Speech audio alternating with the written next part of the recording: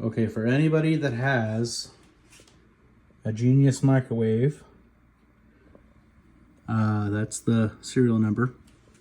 That right there, you unplug it, you press start until it says beep on the screen, and then you press timer. And that is how, so that's, okay, so first you unplug it, plug it back in, press start until it says beep, then you hit timer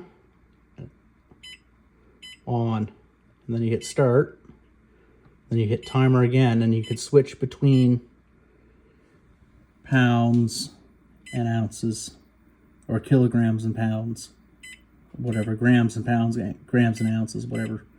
But I want it on kilograms because everything in Canada is on kilograms on the meat packages.